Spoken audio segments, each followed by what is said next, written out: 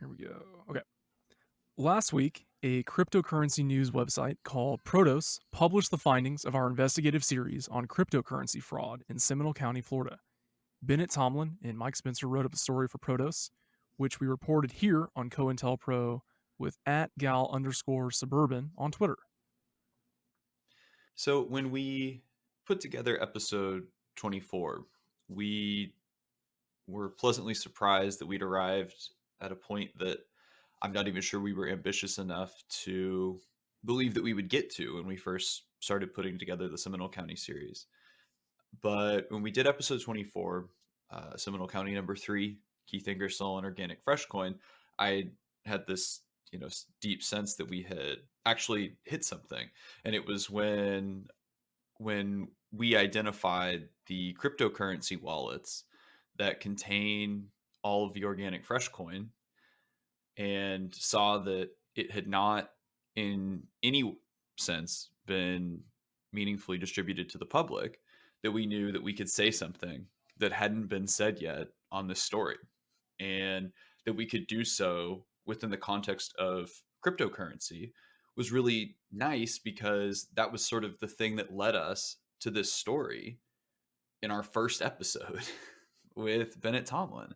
And so to sort of be able to have that kind of sense of completion on this story, that would be our contribution, was really exciting. And of course, that's what we did. We were able to determine that all of the publicly available Organic Fresh Coin, a supposed initial coin offering run by Keith Ingersoll, that all of that public offering had ended up in a single cryptocurrency wallet. And furthermore, the amount of Organic Fresh Coin to be distributed to the executives and the team was also sitting in exactly one other wallet. Bennett Tomlin did some important analysis of the other, 5 or 6 dozen wallets that had very sort of small amounts of cryptocurrency, and was able to determine that those wallets appeared to have existed just to circulate that cryptocurrency in a manner that was perfunctory. Right. And so so this was the work that we did on the show, and it's part of what went into a collaborative effort with the team over at Protos to report that out in a written format, for a media outlet that, like us, is relatively new on the scene. We wanted to give that little peek behind the curtain, especially given that its centrality in the story that ended up being in Protos, those particular findings, was towards the middle, right? And part of that was because we wanted to tell the full story about Joel Greenberg, about Keith Ingersoll, about Mikhail Margulis, and all of that, which required some more context, right? Right. And so I think that there may have been people out there who understandably didn't notice that immediately, right? What was and what wasn't new about it, in part because we were not even intentionally telling this story for a media outlet that had never reported on it before. There were media outlets that had reported on this story, who we had attempted to bring this story to, but we were given the sense that they were not interested until the story had already been shipped off to someone else. The series on Seminole County is organized into a playlist on our YouTube channel. It's the COINTELPRO Media YouTube channel, and you can listen to them all in a nice order, 1 through 5, right there. And then we'll also likely be returning to add another installment to the Seminole County series as time goes on, and that'll be neatly accessible to you in the podcast feed or on our YouTube channel.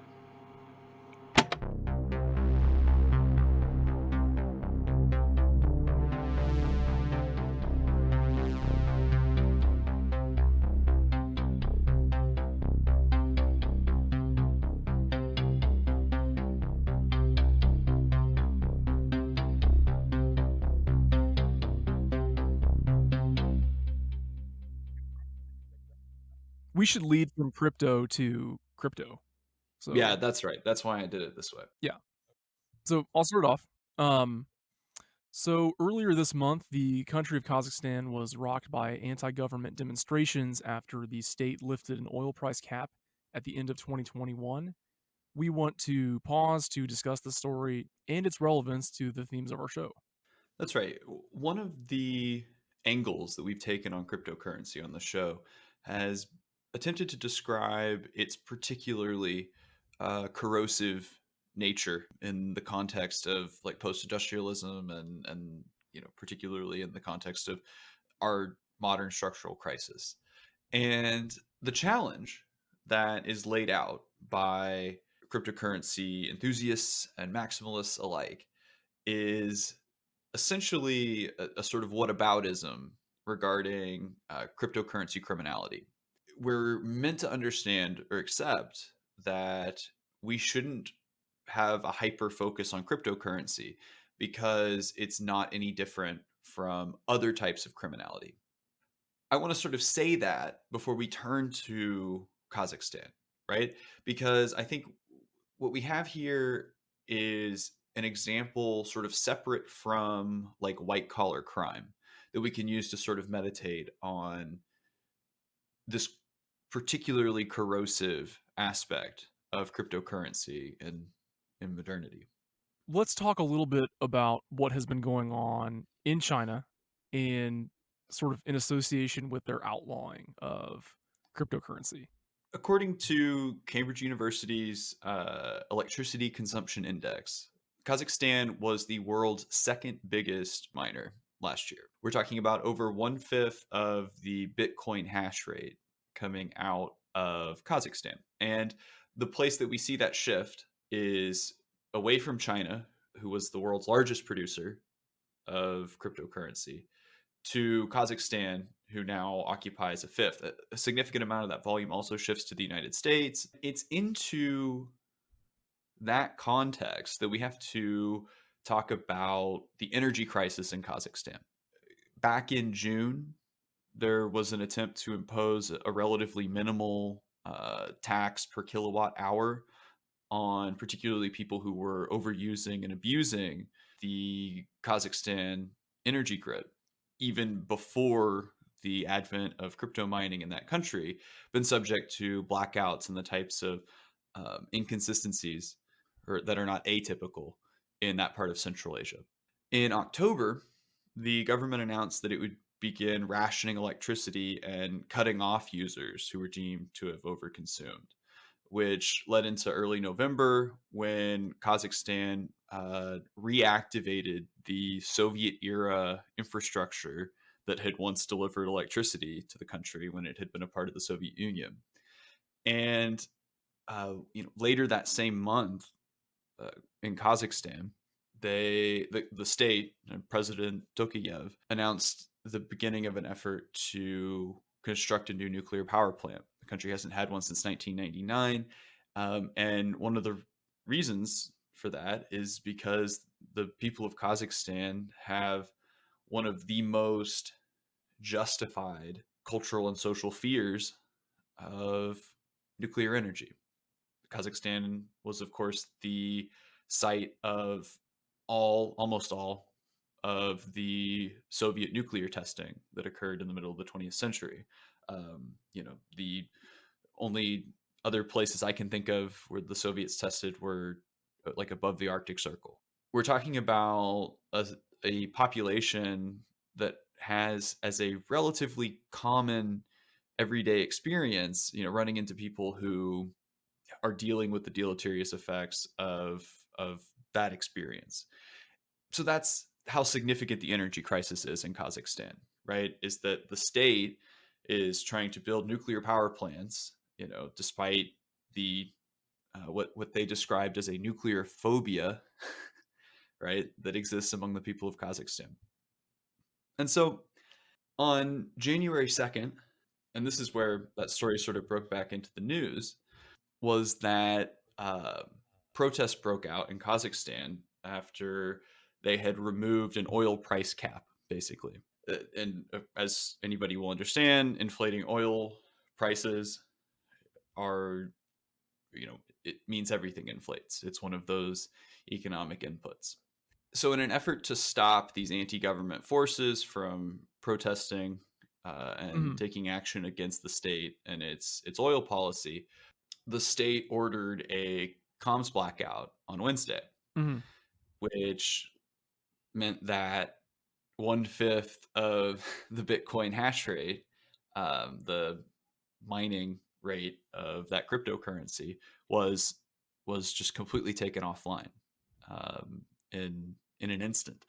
And I think there's two things we want to say about this situation in Kazakhstan, which is first, it doesn't sound like your tech is uncensorable by a third party if the Central Asian government of Kazakhstan can eliminate a significant fraction of it, unilaterally.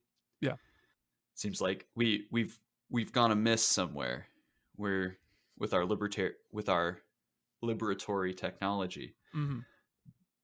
But the other thing that we want to say is that, if I told you that Chinese policy had destabilized a Central Asian republic with significant ties to the Soviet Union right at the moment that it's trying to intensify its regional military posture, and didn't say anything to you about cryptocurrency, you'd think that was pretty spooky.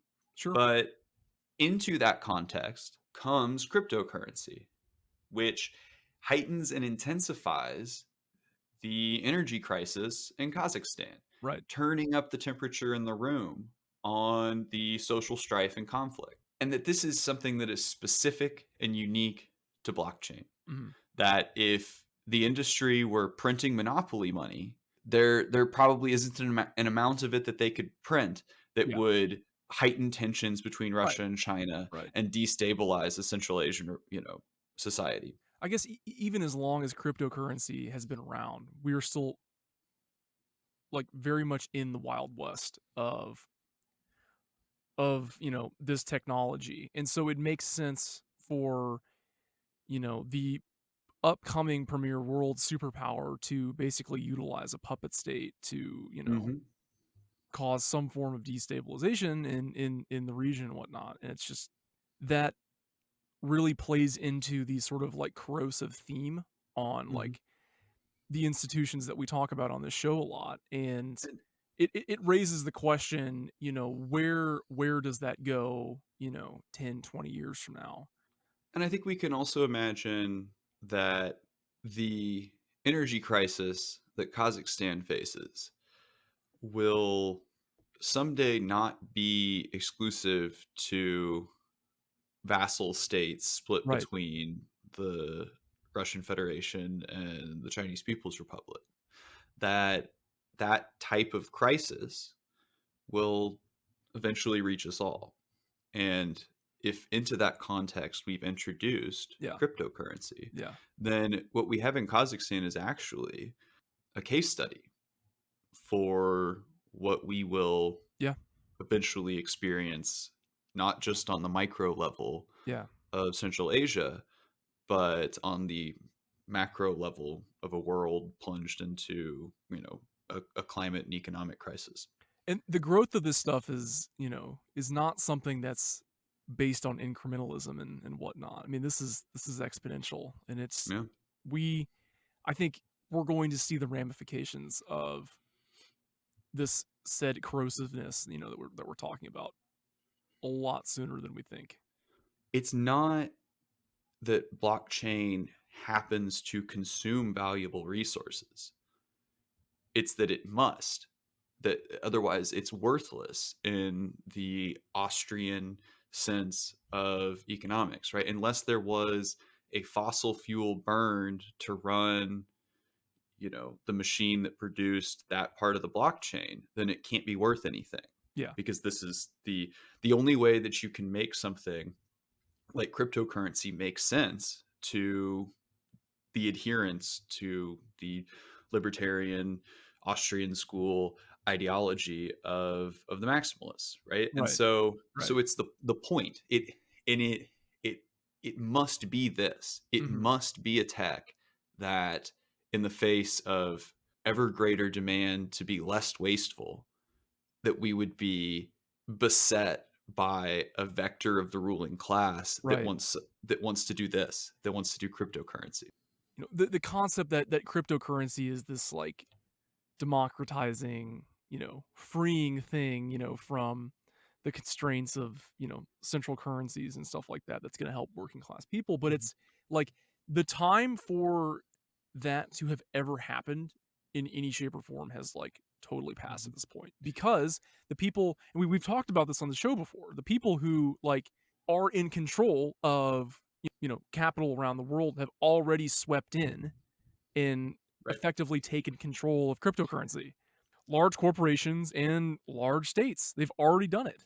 That ruling class already exists. Yeah, exactly. And so, I mean, the richest man in the world right now, Mr. Elon Musk, has already, Mhm. dabbled in this, and Well, we're only going to see, the United States and Russia and and China and other Western states are only going to get more involved in this. So, and the right. longer the general public stays interested in it, the longer that states will probably stay interested in it too, and it's eventually they will be the only ones controlling this. And I'm hoping in the coming weeks to produce a little bit of writing, um, hopefully in the same space that my last had appeared, but writing nonetheless that will try to discuss what I think is a particularly interesting wrinkle in what we're describing here, which are Right. those who use the rhetoric of the international human rights regime to defend the development and expansion of cryptocurrencies. And I'm going to be exploring that topic with an eye towards Kazakhstan as a case study. And so, and it's sort of like a counter to what the human rights cryptocurrency organizations offer or say that they're offering to the world. The cool thing about cryptocurrency, like for us, is that it's just like an absolute treasure trove of Mhm. just like batshit insane stories to dive into, like the very one we've been covering for the Right. past Right. couple of months now. And it's like this isn't the only example of insanity with this Yep. topic. Well, and And it's been it its fault, um, right. because because I now agree with. In fact, I feel like I like a lot of times Bennett, um, like just likes the frauds and hucksters. I think, Yeah. and it's just is like kind of irritated by the things that people say about crypto. But like for me, when I think about crypto, like it's like, oh no, like the this is the vehicle of the future, and we're fucked. Oh Like yeah. like it's like that. Like I think that's why I'm interested in cryptocurrencies, because I think we said this on the series. I think that Joel Greenberg will inherit the earth, right? That like that like The Joel, Joel yeah, yeah. The Joel that Greenberg. that that type of Keith Ingersoll, Yeah. right, will inherit the earth. And that's why I'm interested in it, is because I think that we're watching a new ruling class ascend. That's what draws me to it, is because I think it's significant on that kind of a historical level. Yeah. There haven't been a lot of people who have experienced what we're about to experience in terms of social decay and have had the tools to write about it.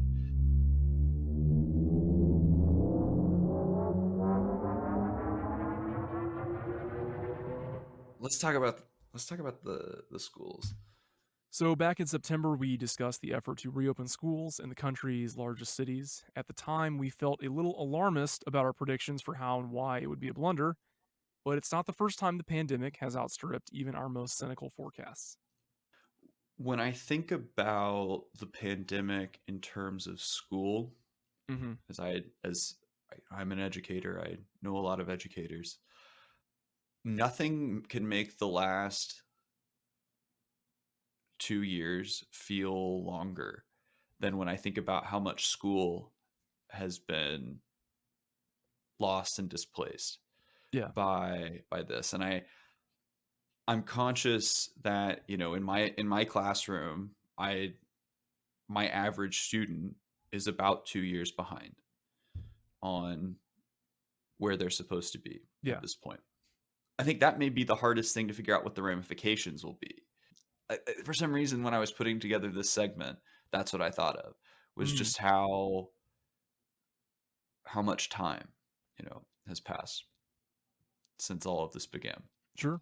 But anyway, um, so what we said back in September, because we stuck it in the back of our 9/11 episode, Right. was something that we, like as you said, we were a little doubtful about when we were doing it, Mhm. critiquing this reopening effort, understanding, as I've just sort of laid out here, the real cost of what's happening with education right now, and its uncertain effects. But that, even acknowledging that, we also couldn't escape the logistical impossibility Right. of doing what the school systems in our urban areas were saying that they were going to do, meaning an actual testing regime, actual contact tracing, an actual Yeah. drive to get students vaccinated at Yeah. school, right? The Right. the assertion that students would wear masks, all of these things, um, were logistically impossible, Right. essentially. And I don't know. I don't think that America has ever had the proper tools. No matter how hard we would have tried to have possibly have dealt with something like this ever. You know, it's just it it it just strikes me because for years scientists, specifically virologists, have talked about the big one, hitting us and stuff like that. And it's pandemics like this have always been the stuff of science fiction and in Hollywood and things like that. And I think it's really rendered us kind of it rendered us apathetic. It's kept us apathetic when the thing actually happened. And I don't know. I Right. just I think that the fight against this, in terms of schools and whatnot, as we're sort of specifically talking about here, it that fight has been, was lost long before the pandemic ever really started. And to bring it down kind of into the specifics of the context that we talked about it back in September, Yeah, um, thinking and talking specifically about Chicago high schools. We had pointed out that back in 2019, when the Chicago Teachers Union went on strike, one of their demands, that the district refused to meet, even after caving on a lot of the other strike demands, was a refusal to put a nurse in every school. And this is, mind you, a few months before the pandemic, and the district couldn't even get to a nurse in every school. And when you think about the number of people that would be required to contact trace and to ensure that the district carried out, what it said it was going to carry out, are unthinkable when you consider, the scale of the failure to provide even a school nurse in every Chicago public school. And so, and I say all of that to just point out the actual thousands of people that every urban school district, and not just urban school, I mean, like just, even if you expanded it, that we would have been to actually do what public school districts said they were going to do, would require like a federal level piece of legislation to have actually carried out, to get the PPE and all the policies to where they actually function, to where that data was centralized, et cetera. I mean, it's a joke. I mean, like, at a certain point, we are talking about something that we do not have a state that can do. Like, and whether or not that's because of capacity or political will yeah, or material, that we are talking about something that the American state, like, is it's not even built to do. Like, even at the national level, right. it Yeah. doesn't exist to carry that kind of thing out. Like Mhm. that, like what you have, this patchwork, right? This ineffective patchwork that we have in terms of our policy towards mitigations, our education policy, all of these sorts of things are a direct result of how political power is split up in the United States, right? Yeah. That there's no way for you to actually have something like a national policy for a pandemic. Yeah. Right, it's just again, it's we're hitting at the broader tools that have never existed for something like this in American history. They just haven't. I do want to bring it back to um, Chicago one last time before we do Sure. sort of take on the national politics of it. Issues aggregating the data persist. We talked about that back in September. Mhm. We've sort of laid out the logistical challenge, but what I want to point out is that the sort of two fundamental assumptions of going back to school, as it was offered to us by the CDC, was that it was safe if students were getting vaccinated and if they were wearing masks and social distancing, Mhm. right? And none of those things are happening in a uniform sense Right. in the Chicago public school system. And that what we've arrived at, and the Biden administration said it a couple of weeks ago, what we have arrived at is that they are, in the context of Chicago, feeding poor Black and Latino families to the pandemic to make the economy go. And so when Joe Biden says the unvaccinated are going to have a winter of death and misery, that's who he's talking to. And we've talked in the past couple of weeks about how people have constructed their own idealized scapegoat for who is dying and suffering from this pandemic. In the context of Chicago and Chicago public schools, it's it's unvaccinated, poor Black and Latino students. You look at schools on the north side Mhm. that have vaccination rates approaching herd immunity or even exceeding. And then you have some schools that have a 10% vaccination rate on the west side. And you're asking teachers and students to go into those places. All those kids are wearing red MAGA hats. What are you talking about? Like, Well, exactly, exactly, right. yeah, These are the people who we were browbeat over yeah. when we said, no, fuck Joe Biden, right? They said no, you racist stupid leftist, you have to vote for Biden or else you hate people of color, you hate Black people. And now, less than a year into the Biden administration, liberals in Chicago are trying to feed the meekest among us to this pandemic, Mhm. and they're trying to get the teachers to do it too, to help them do it. And the teachers are saying no in Chicago. The teachers are saying not just no, but by your own standards laid out at the start of the year, no. And the problem is that that's what we should all be saying. Yep. The problem is that if there was even a modicum of actual existing democracy in this society, the people would have said no a long time ago. But there isn't, right? The people who are having to go out and risk themselves in the context of the pandemic do not have a structure to organize themselves to say, no, we need you to reorder society around this challenge, around us, around the people who are actually making it go. And because no one else can say that, the Chicago Teachers Union is saying it. We were browbeat on behalf of the people that the liberals are now feeding to the pandemic. As W said it, fool me, can't get fooled again.